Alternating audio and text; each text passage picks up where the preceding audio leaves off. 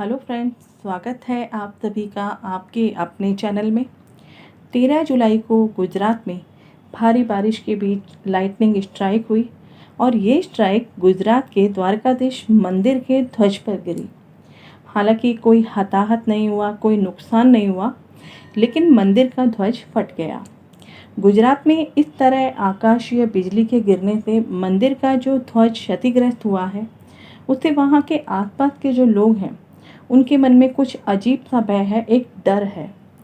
जाहिर सी बात है, भारत जैसे देश में जब भी कभी धार्मिक स्थानों पर या फिर धर्म से रिलेटेड कोई भी घटना घटती है तो उसके आधार पर भविष्य में होने वाली घटनाओं का अनुमान लगाया जाता है।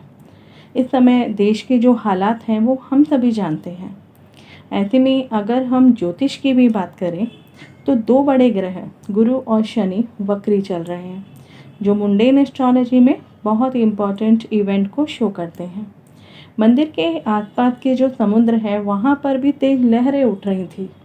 इस तरह के आकाशीय घटना और जो हालात बन रहे हैं वहाँ के, और जो गोचरीय स्थिति अभी बनी हुई है वो मौसम को लेके, राजनीति को लेके या फिर देश दुनिया में जो हो रहा है उससे आने वाले समय का अनुमान लगाया जा सकता है, और मुंडेन एस्ट्रोलॉजी उसमें महत्वपूर्ण भूमिका निभाती है। इस वीडियो में आज हम बात करने वाले हैं कि इस तरह मंदिर के ध्वज पर बिजली का गिरना, गोचरीय स्थिति में गुरु और शनि का वक्री होना और मंगल का सिंह राशि में शुक्र के साथ आना, क्या गुजरात के लिए या वहाँ के प्रशासन के लिए किसी बड़े खतरे का संकेत है? गुजरात 1 मई 1960 को महाराष्ट्र से अलग हुआ था और एक ही दिन दोनों राज्य अपना अपना स्थापना दिवस मनाते हैं। आज़ादी के समय दोनों राज्य बॉम्बे प्रदेश का हिस्सा थे। लैंग्वेज के आधार पर, भाषा के आधार पर अलग अलग राज्य बनाने की मांग भी उस समय उठी थी। गुजराती चाहते थे कि उनका अलग राज्य बने, मराठी चाहते थे उनका अलग राज्य बने। आज जो आकाशीय बिजली से मंदिर के ध्वज का क्षतिग्रस्त हुआ है और जो भाषा के आधार पर अलग अलग राष्ट्र का गठन हुआ है, दोनों ही घटनाओं में मंगल और केतु का बहुत बड़ा रोल है, क्योंकि केतु के कारण ही हम किसी भी धार्मिक स्थल के सबसे ऊंचे स्थान को देखते हैं और केतु से ही भाषा को भी समझते हैं। साथ ही किसी भी वस्तु के या फिर स्थान के विभाजन को भी हम समझ सकते हैं।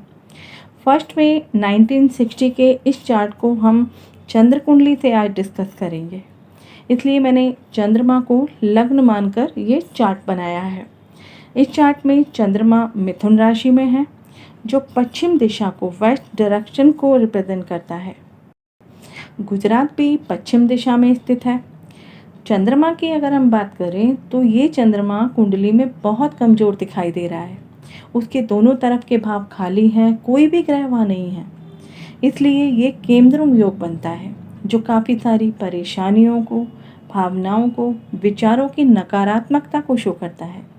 लेकिन फिर भी उस हिसाब से गुजरात हम देखते हैं कि एक व्यावसायिक क्षेत्र है, कृषि के क्षेत्र में, उद्योग के क्षेत्र में, ट्रांसपोर्ट के क्षेत्र में, यहाँ तक कि गुजरात पूरे विश्व में अपने पर्यटन स्थल के लिए भी जाना जाता है, तीज त्यौहार के लिए भी जाना जाता है। लग्न में चंद्रमा है, जो वहाँ की जनता के व्यवहार को, सरकार के व्यवहार को शो करता है। तो केंद्रुम में चंद्रमा के होने पर भी, शत्रु राशि में होने पर भी ये चंद्रमा उतना कमज़ोर नहीं है जितना दिखाई देता है, क्योंकि अगर हम देखें तो सप्तम भाव से मित्र गुरु का सीधा प्रभाव चंद्रमा पर है, जो खुद हंस नामक पंच महापुरुष योग में शामिल है, स्वराशि होने के कारण। सप्तम भाव पब्लिक प्लेस के लिए जाना जाता है, बिजनेस के लिए जाना जाता है। ये गुरु सप्तम भाव के शुभ प्रभावों को बढ़ाते हुए चंद्रमा को शुभ प्रभाव दे रहा है, क्योंकि गुरु विस्तार को भी शो करता है, वृद्धि का ग्रह माना जाता है। और गुरु के साथ में शनि भी है, जो यहाँ पर यानी कि सप्तम भाव में दिग्बली है। शनि कर्म का कारक है, तो दोनों ही ग्रह यहाँ पर धर्म कर्म योग बना रहे हैं। इसलिए गुजरात किसी भी परेशानी से बाहर निकलने में सक्षम है। व्यापारिक दृष्टि से गुजरात काफ़ी स्ट्रांग राज्य है। जब गुजरात अलग राज्य बना था तो लैंग्वेज को लेकर, भाषा को लेकर विवाद भी उठा था। इसे भी अगर हम इस कुंडली से देखें तो स्पष्ट रूप से समझ आएगा। इस कुंडली का लग्न इसकी स्थापना की स्थिति को बताता है। हमने चंद्रमा की बात की। ये चंद्रमा राहु के नक्षत्र में है, सिंह राशि में। राहु अलगाव को, परेशानियों को रिप्रेजेंट करता है, जो 29 डिग्री का होकर बहुत स्ट्रांग है। वहीं चंद्रमा से नवम भाव में केतु है, मंगल के साथ, कुंभ राशि में। मंगल इस कुंडली का 6th लॉर्ड है। कुंभ राशि और केतु मंगल का साथ गुजरात के लिए अलग राष्ट्र का कारण बना। नवम भाव और लग्न दोनों ही धर्म त्रिकोण भाव है, धर्म के भाव है। जैसा कि मैंने कहा कि केतु भाषा के साथ साथ ध्वजा को भी शो करता है, जो धार्मिक स्थानों पर लगी होती है। धार्मिक स्थानों का सबसे हाइट वाला जो स्थान होता है वो केतु से देखा जाता है। द्वारकाधीश मंदिर के ध्वजा पर आकाशीय बिजली गिरती है। भारी बारिश के कारण समुद्र में तूफान उठता है, तेज लहरें उठती हैं और ध्वजा क्षतिग्रस्त हो जाता है। 52 गज की ध्वजा पर बिजली का गिरना और उसमें आग लग जाना एक सामान्य घटना नहीं हो सकती। मंदिर की दीवारें भी काली पड़ गई, लेकिन मंदिर को कोई नुकसान नहीं हुआ, तो ये एक सामान्य घटना नहीं हो सकती। इस कुंडली में केतु जो है वो मंगल के साथ है। मंगल जो इस कुंडली का 6th लॉर्ड है। मंगल फायर को शो करता है। मंगल थंडर लाइट को रिप्रेजेंट करता है। ये दोनों जब भी साथ होते हैं तो उस भाव से संबंधित, उस राशि से संबंधित या फिर नक्षत्र से संबंधित घटना को सामने लेकर आते हैं, उसको विभाजित कर देते हैं, उसका विभाजन कर देते हैं। इस कुंडली में केतु गुरु के नक्षत्र में है और गुरु अभी गोचर में कुंभ राशि में वक्री है। उससे पंचम भाव में चंद्रमा का होना ज़्यादा बारिश को भी दिखा रहा है। मे बी 13 जुलाई को ये घटना 2 बजे के आसपास की हो और आप अगर उस दिन का ट्रांसिट देखें तो चंद्रमा सिंह राशि में था राहु के साथ, जो केतु के नक्षत्र में था, और मंगल को, केतु को और गुरु को, कुंभ राशि को और नवम भाव को देख रहा था। तो धर्म से संबंधित घटनाएं यहाँ पर घटती हैं। लेकिन ये मात्र घटना नहीं है। नवम भाव धर्म स्थान ही नहीं है, बल्कि गुजरात का भविष्य भी है। ये घटना गुजरात के भविष्य के लिए अच्छे संकेत नहीं है, क्योंकि इस चार्ट में शनि गुरु भी वक्री हैं, जो वर्तमान समय में भी वक्री हैं। और मैंने हमेशा कहा है कि मुंडेन एस्ट्रोलॉजी में गुरु शनि की गोचरीय स्थिति किसी भी घटना को घटने के लिए इशारा करती हैं। अभी मंगल भी शुक्र के साथ सिंह राशि में आ गया है गोचर में। वहाँ ऑलरेडी राहु बैठा हुआ है, जो नेटल मंगल को भी देख रहा है और दशम भाव को भी देख रहा है, 6th हाउस को भी देख रहा है। 6th हाउस ट्रेजेडी का है, नवम भाव धर्म का है, 10th हाउस प्रशासन का भाव है, राजसत्ता का भाव है। गुजरात के भविष्य को समझने के लिए हमें वहाँ के वर्तमान सरकार की कुंडली का निरीक्षण करना भी बहुत ज़रूरी होगा कि क्या ये सरकार आने वाले समय के लिए तैयार है या नहीं है। तो क्या कहती है उनकी कुंडली गुजरात के भविष्य के लिए। वर्तमान में वहाँ विजय रूपानी जी की सरकार है। यदि हम उनकी कुंडली देखें तो 2 अगस्त 1956 का इनका जन्म है। मकर लग्न की कुंडली है। 2nd हाउस में मंगल है, कुंभ राशि में। पंचम भाव में चंद्रमा है केतु के साथ।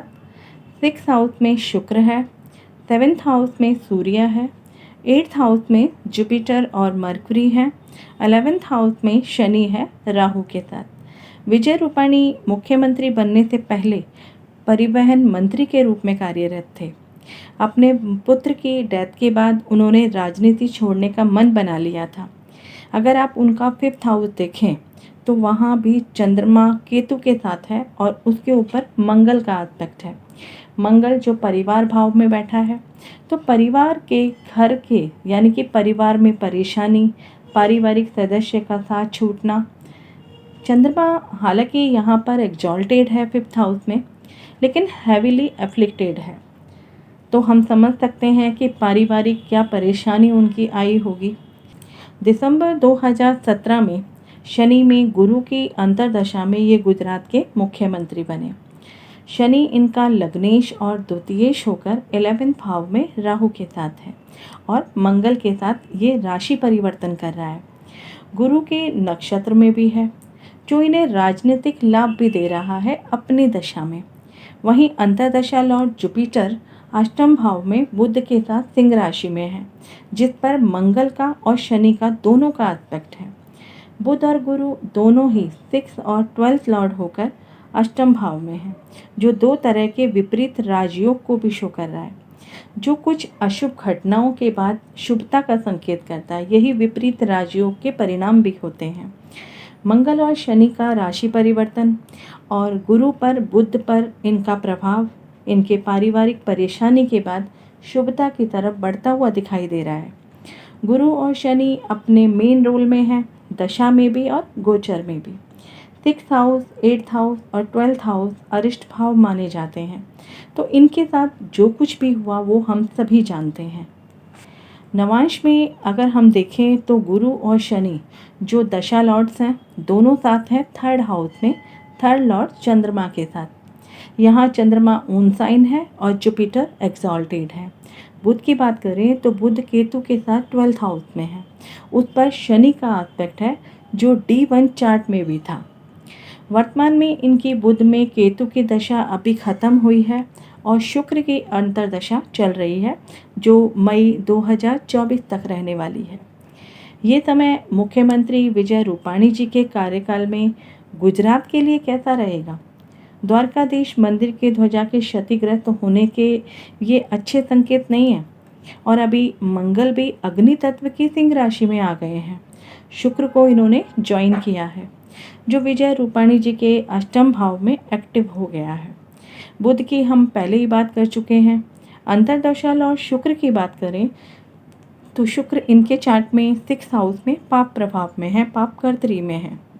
ये समय जब पीड़ित शुक्र की अंतर्दशा है और मंगल सिंह राशि में है इनके अष्टम भाव में, तो ये समय इनके राजनीतिक कैरियर के लिए बड़े चैलेंज लेकर आने वाला है। इस समय गुजरात में नेचुरल कैलेमिटी, अर्थक्वेक, सुनामी, समुद्री तूफान या फिर राज्य की जो इकोनॉमी है, इन सब को लेकर बहुत बड़ी बड़ी परेशानियां इनको फेस करनी पड़ सकती हैं। इनको हेल्थ के लिए भी सावधान रहना होगा। शनि भी अभी मकर राशि में है, जो मंगल से षडाष्टक की स्थिति में है। ये समय गुजरात के लिए और विजय रूपाणी जी के लिए भी अशांति का, रोग, ऋण, शत्रु का या फिर कंट्रोवर्सी को लेकर के आ सकता है। हार्ट से रिलेटेड, बीपी से रिलेटेड प्रॉब्लम इनको आ सकती है। इस षडाष्टक योग के कारण राज्य में बड़े प्रशासनिक फेरबदल के योग हैं। शासन और शासन प्रणाली में बड़े बड़े उथल पुथल की संभावना है। सत्ता को लेकर विपक्ष की ओर से कंट्रोवर्सी की स्थिति बन सकती है। मंगल 20 जुलाई को सिंह राशि में आया है और शनि से षडाष्टक योग बना रहा है। यही गोचरीय स्थिति गुजरात के चार्ट में भी हम देख सकते हैं, जब मंगल राहु के साथ है 3rd भाव में और 9वें भाव को देख रहा है। वहीं शनि अष्टम भाव में है। धर्म को लेकर राजनीति में बड़े बड़े बदलाव हो सकते हैं। धर्म को लेकर नए कानून में परिवर्तन के कारण विवाद की स्थिति बन सकती है, क्योंकि दोनों ही चार्ट में त्रिक भाव और धर्म भाव दोनों ही एक्टिव है। मंगल 5 सितंबर तक सिंह राशि में रहेगा, उसके बाद कन्या राशि में चला जाएगा। तब शनि मंगल समसप्तक एस्पेक्ट में होंगे, तब स्थिति थोड़ी सी बेहतर हो सकती है, लेकिन संभलने का प्रयास वहाँ की सरकार को फिर भी करना पड़ेगा।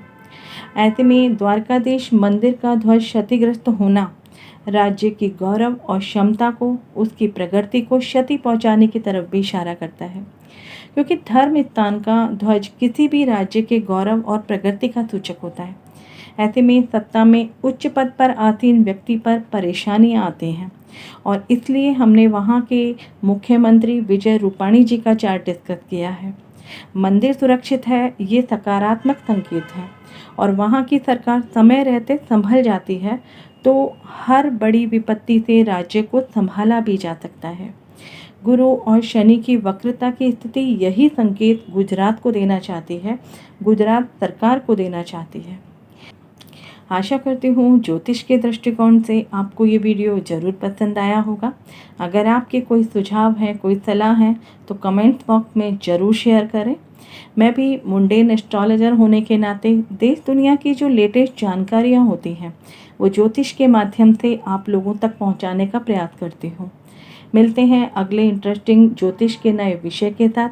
तब तक अपना ध्यान रखें, सुरक्षित रहें। जय हिंद, जय भारत।